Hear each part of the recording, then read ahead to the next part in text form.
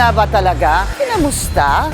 Pumalag ang ilang senador sa hinaing ni Senador Pia Cayetano kaugnay ng nangyaring barilan sa Senado noong nakaraang linggo.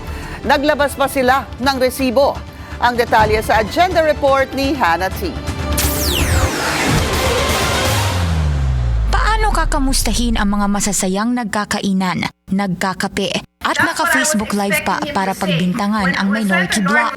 Yan ang banat ni Senator Ping Lacson sa emosyonal na pahayag ni Senator Pia Cayetano na wala raw nangamusta sa kanila.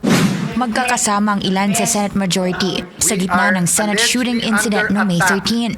Some of you I've known for 20 years, 10 years, and I didn't even hear any of you say, kamusta na kayo dyan? Napakasakit na sa akin. Sobrang sakit. Paglilinaw ni Senator Erwin Tulfo, nag-text ang ilan sa minority bloc sa naipit na mga senador sa loob ng Senate premises. Bandang 9:55 p.m., nag-message daw si Senator Camille Villar na maayos ang sitwasyon nila sa loob matapos ang around 7:45 p.m. na Senate shooting.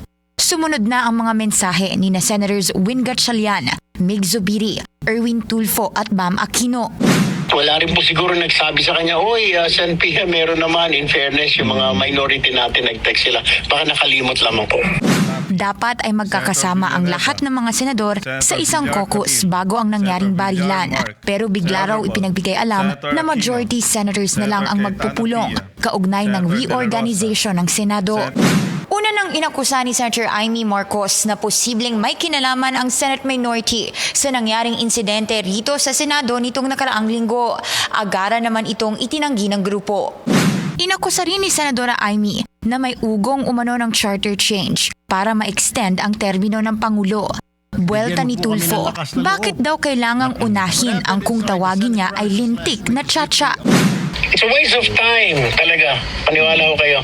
Nakakabuisit ho eh. Nakakabuisit. Parang, number two, parang, yan na yun, sa prayer ko na, wag naman ho yung mga personal interest natin, career, political interest, party interest. And, nakakabuisit ho, sorry ha. Ipinapanawagan ng Senate minority ang independent investigation matapos ang kagimbal-gimbal na Senate shooting nitong nakaraang linggo. Para sa agenda, Hannah T, Billionario News Channel. Mag-follow sa aming mga social media accounts at mag-subscribe sa aming YouTube channel para sa pinakahuli at eksklusibong mga balita.